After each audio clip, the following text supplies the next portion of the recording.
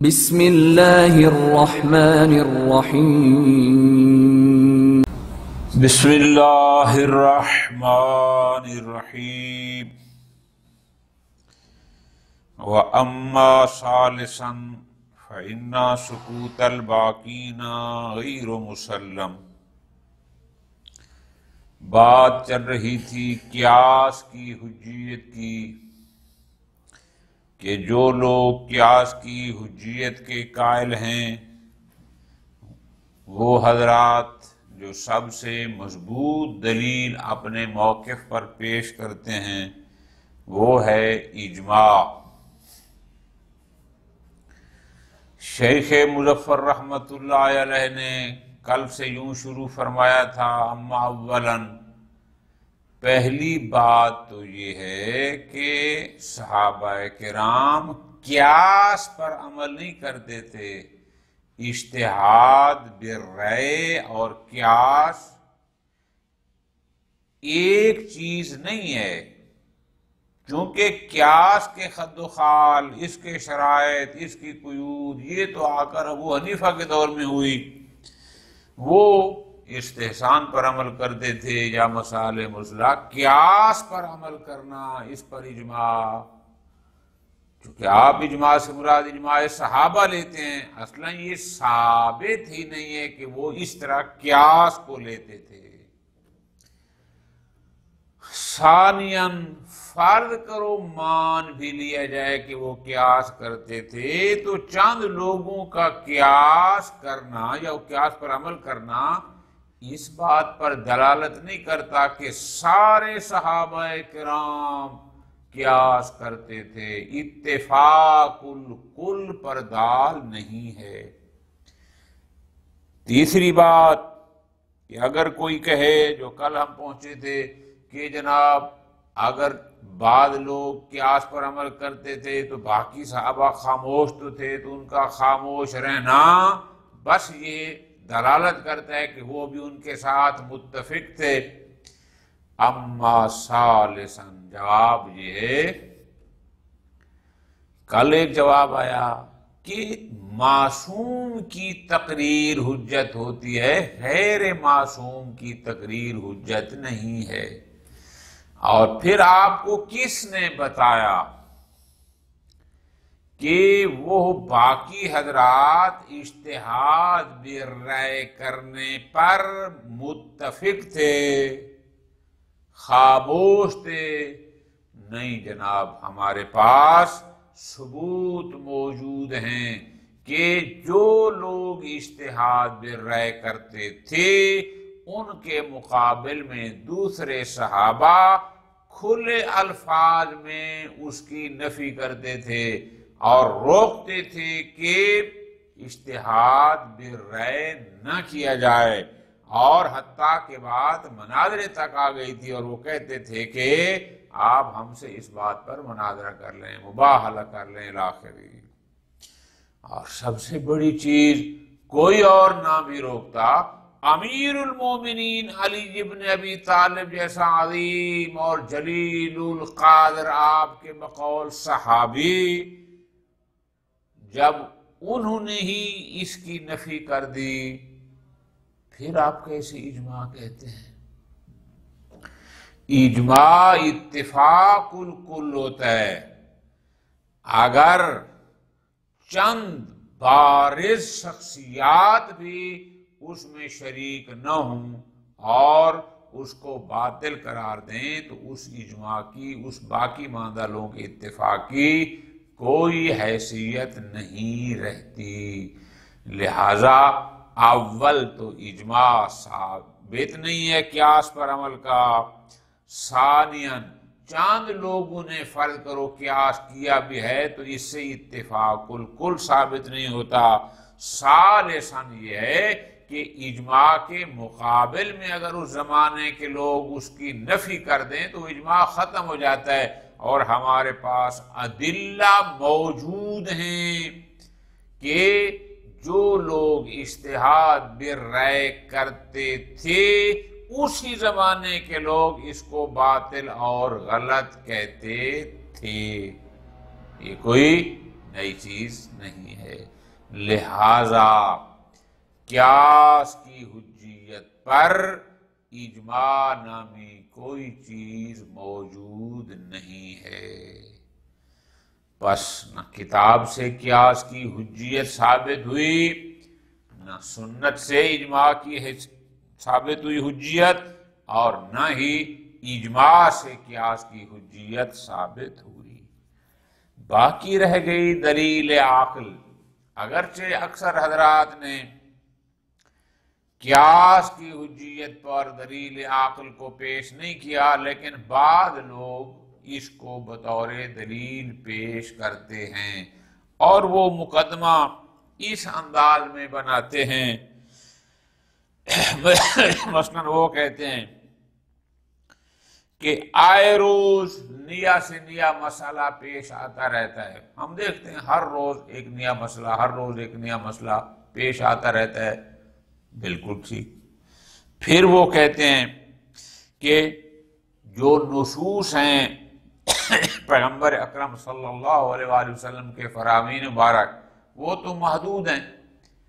آئے دن جو مسائل پیش آتے ہیں یہ لا محدود ہیں، نصوص محدود ہیں۔ تو اب کیا کریں؟ ہر روز ایک نیا مسئلہ پیش آتا ہے، اس کے بارے میں نص تو ہے نہیں، پھر کیا کیا جائے؟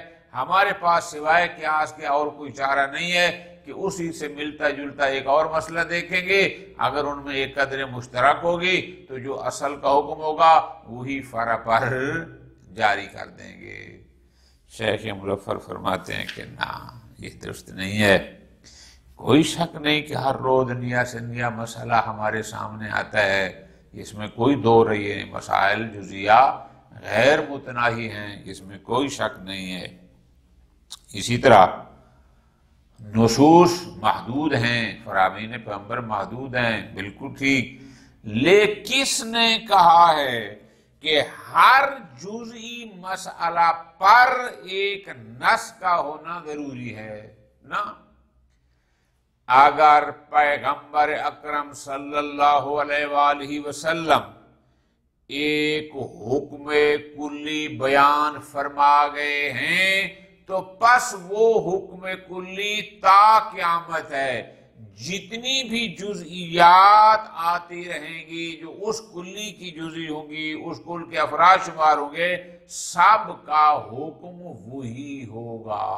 اور پیغمبر ایسے احکام کلی بیان فرما گئے ہیں، لہذا ہر جزئی کے لیے علیحدہ کسی نص کا ہونا ضروری نہیں ہے۔ ہم اصلاً قیاس کے محتاج ہی نہیں ہیں۔ بس امامیہ کے نزدیک قیاس کی حجیت پر ادلہ اربعہ میں سے کوئی ایک دلیل بھی ایسی نہیں جو قیاس کی حجیت کو ثابت کر سکے، لہذا ہم قیاس کوئی نہ موجب علم ہونے کی بنیاد پر حجت قرار دیتے ہیں اور دلیل سمجھتے ہیں، اور نہ ہی موجب ظن خاص ہونے کی بنیاد پر۔ ہمارے نزدیک قیاس نامی چیز اصلاً حجت نہیں ہے۔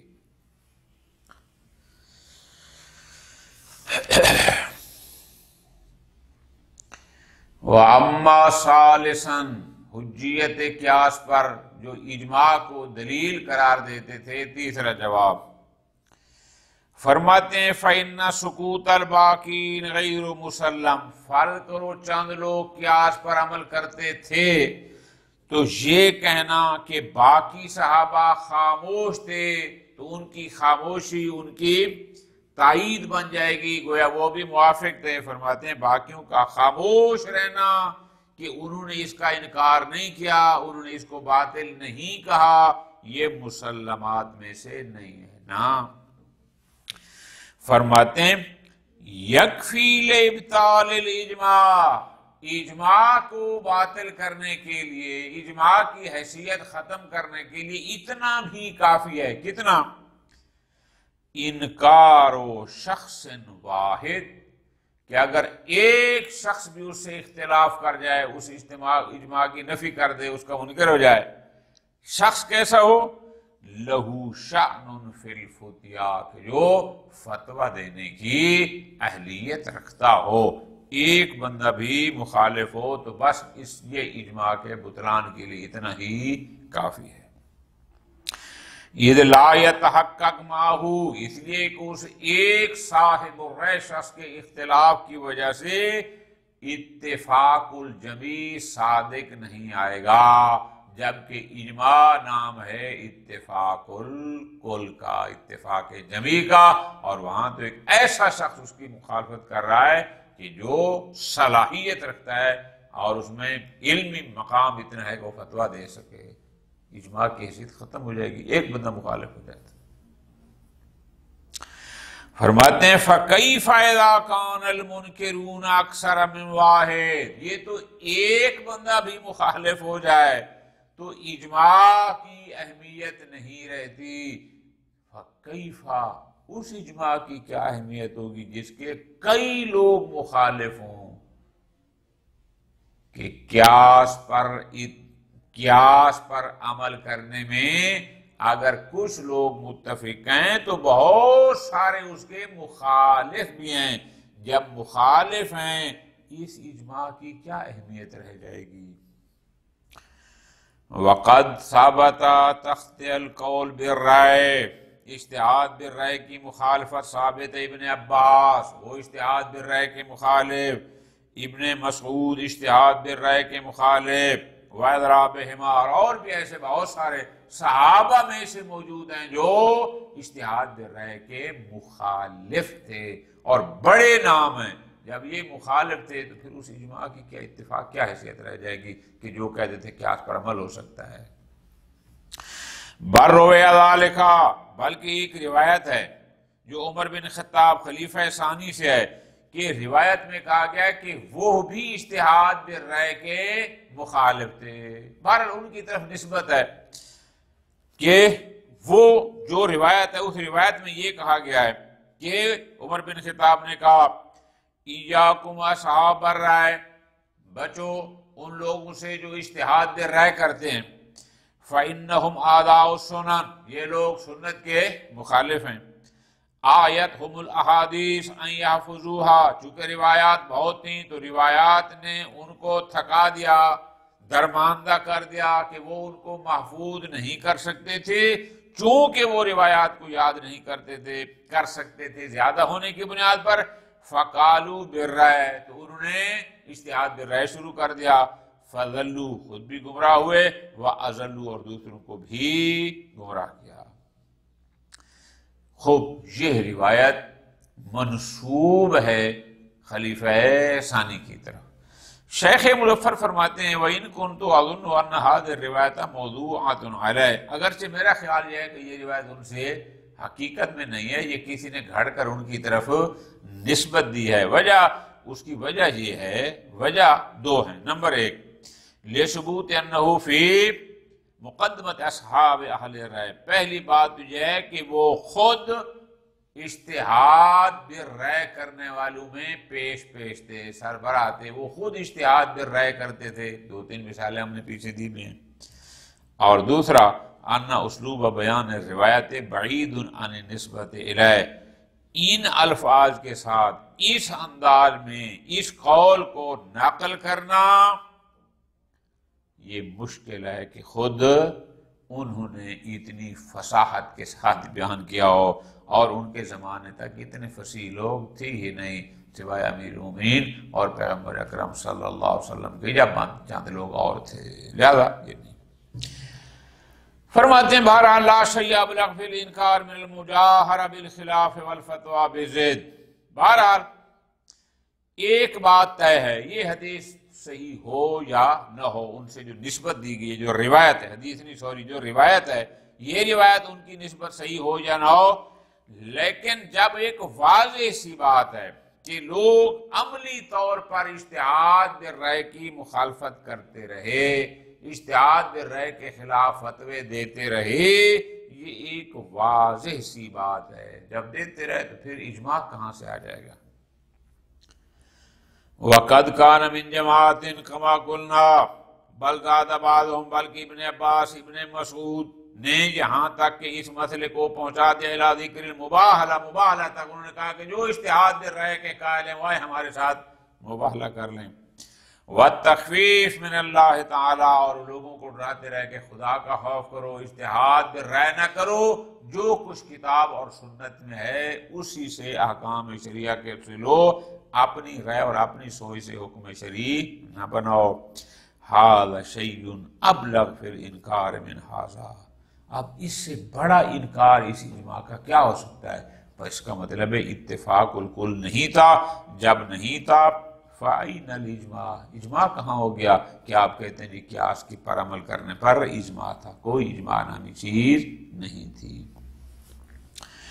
وَنَحْنُ يَكْفِينَا، اور ہم امامیہ، ہمیں تو کسی اور کی ضرورت بھی نہیں ہے، ہمیں تو علی ابن ابی طالب علیہ السلام کا انکار کرنا کہ ایک شخصیت بھی اگر کہہ دے کہ اجتہاد بالرأی صحیح نہیں، ہمارے لیے وہی کافی ہے۔ کیوں؟ هو المعصوم، اس لیے وہ معصوم تھے، وہاں غلطی کا کوئی امکان نہیں ہے۔ الذی یدور معه الحق کیفما دار کما فی الحدیث نبی المعروف، ساری دنیا کو پتہ ہے کہ پیغمبر نے فرمایا تھا الحق مع علی مع الحق، پھر آگے فرمایا تھا اللہم عدل الحق حیثما دار، یہ ساری باتیں موجود ہیں۔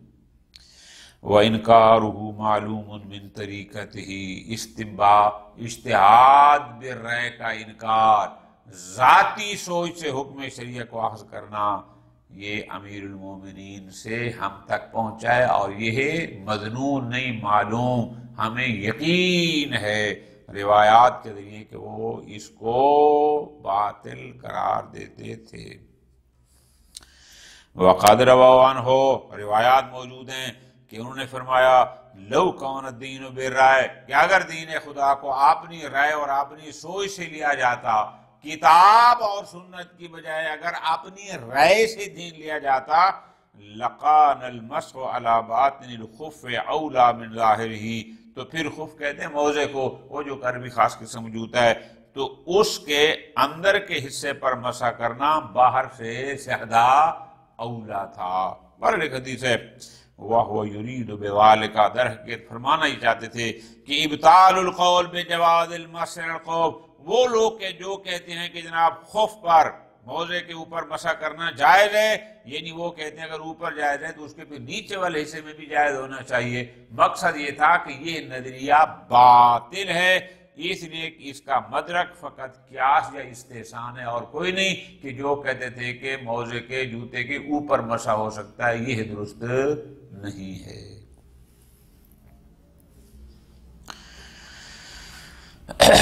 خلاصۃ الکلام، قیاس کی حجیت پر جو اجماع کو بطور دلیل پیش کیا گیا تھا، شیخ مظفر فرماتے ہیں اصلاً اجماع نامی کوئی چیز حجیت قیاس پر، عمل بر قیاس پر موجود نہیں ہے۔ نہ کتاب سے قیاس کی حجیت ثابت ہے، نہ سنت سے، اور نہ ہی اجماع سے۔ چوتھی وہ ہے الدلیل من العقل۔ اچھا، آیا کوئی دلیل عقلی ہے جس کے ذریعے اس قیاس کی حجیت کو ثابت کیا جا سکے؟ دلیل عقلی کے ذریعے ثابت کیا جا سکے؟ فرماتے ہیں لم یذکر اکثر الباحثین عن القیاس دلیلا عقلیا علی حجیتہ، اکثر وہ لوگ جنہوں نے قیاس کی حجیت کو ثابت کرنے کی کوشش کی اور اس میں بحث کیا ہے، وہ اس قیاس کی حجیت پر عقل کو بطور دلیل پیش نہیں کرتے، دلیل عقلی نہیں دیتے، لیکن اکثر نہیں دی۔ غیر ان جملۃ منہم ذکر لہ وجوہا، البتہ بعض نے کہا ہے کہ نہیں ہمارے پاس دلیل عقلی موجود ہے اور ہم اس کے لیے قیاس کی حجیت کو ثابت کرتے ہیں۔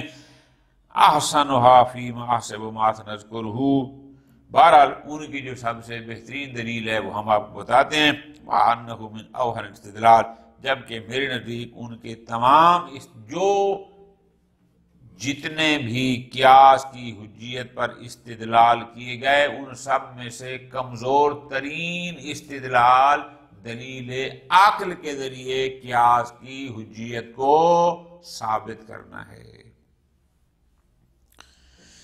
وہ دلیل کیا دیتے ہیں؟ وہ یہ کہتے ہیں، وہ کہتے ہیں جی اِنَّا نَعْلَمُ بِأَنَّ الْحَوَادِثَ لَا نِہَایَةَ لَهَا، ہمیں اس بات کا علم ہے کہ حوادث ہر روز نیا سے نیا مسئلہ پیش آتا رہتا ہے جس کی کوئی حد نہیں ہے، ٹھیک ہے، ہر روز بے شمار نئے نئے مسائل سامنے آتے رہتے ہیں، ٹھیک۔ پھر وہ کہتے ہیں نعلم قطعاً، ادھر ہمیں اس بات کا بھی علم ہے، یقین ہے کہ لم یرد النص فی جمیل حوادث، یہ جتنے ہر روز نت نئے مسائل پیدا ہو رہے ہیں، ہر نئے مسئلے کے بارے میں نص ہمارے پاس موجود نہیں۔ کیوں؟ لتناہی النصوص، اس لیے کہ روایات جو نصوص ہیں پیغمبر کے جو فرامین ہیں وہ تو محدود ہیں، 1000 2000 8000 20000 یہی، جبکہ جو روزمرہ کے مسائل پیش آ رہے ہیں یہ لامحدود ہیں۔ یستحیل ان یستوعب المتناہی ما لا یتناہی، وہ کہتے ہیں محال ہے کہ ایک محدود غیر محدود کا مستوعب ہو، کہ غیر محدود مسائل محدود کے اندر موجود ہوں، وہ کہتے ہیں کہ یہ ہو ہی نہیں سکتا۔ پھر نتیجہ وہ یہ نکالتے ہیں فَيُعْلَمُ أَنَّهُ لَا بُدَّ مِن مَرْجِعٍ لِاسْتِنبَاطِ الْأَحْكَامِ، اس لیے کہ جب ہر روز نئے سے نیا مسئلہ سامنے آ رہا ہے اور ہر مسئلے کے بارے میں ہمارے پاس نص موجود نہیں ہے، تو اب ہم نے اس کا کوئی نہ کوئی حکم شرعی تو لگانا ہے۔ کیوں؟ لِطَلَافِ النَّوَاقِصِ مِنَ الْحَوَادِثِ، اس لیے کہ ایسا نہ ہو کہ ایک مسئلہ نیا سامنے آئے اور اس کے لیے کوئی حکم شرعی موجود نہ ہو، نہ لِطَلَافِ النَّوَاقِصِ، تاکہ ہم اس نقص کی تلافی کر سکیں کہ جو بھی مسئلہ ہے ہم نے اس کا کوئی نہ کوئی حکم شرعی دینا ہے، اور اس کے لیے ہمارے پاس سوائے قیاس کے اور کوئی راستہ نہیں ہے، صرف قیاس ہی ہے کہ جس کے ذریعے ہم ہر روز نئے آنے والے مسائل کا حکم شرعی جانچ سکتے ہیں، دیکھ سکتے ہیں۔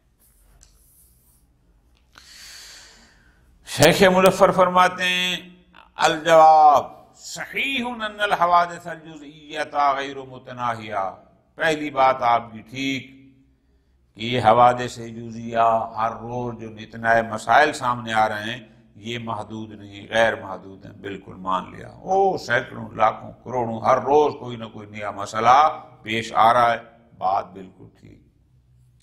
لیکن اگلی بات لا یجب فی کل حادثۃ جزئیۃ ان یرد نص من الشارع بخصوصها، لیکن یہ تو ضروری نہیں ہے کہ ہر جزئی مسئلے پر سپیشل اس جزئی کے لیے ایک علیحدہ سے نص موجود ہو، یہ تو ضروری نہیں ہے کہ ایک مسئلہ جزئی میرے سامنے آیا تو اب ضروری کہ اس جزئی مسئلے کے لیے علیحدہ سے کوئی نص بھی ضرور ہو، نہ، بل یکفی ان تدخل فی احد العمومات، بلکہ ہم یہ کہتے ہیں کہ اگر نص میں ایک حکم عام بیان ہو چکا ہے اور یہ خاص اس عام کے دائرے میں آ جاتا ہے، یہ جزئی اس کلی کے افراد میں شمار ہو جاتی ہے، تو یہ جز اس کل کا حصہ بن سکتی ہے، وہی حکم عام ان سب پر لاگو ہوگا، ہر جزئی کے لیے علیحدہ سے حکم کی کوئی ضرورت نہیں ہے۔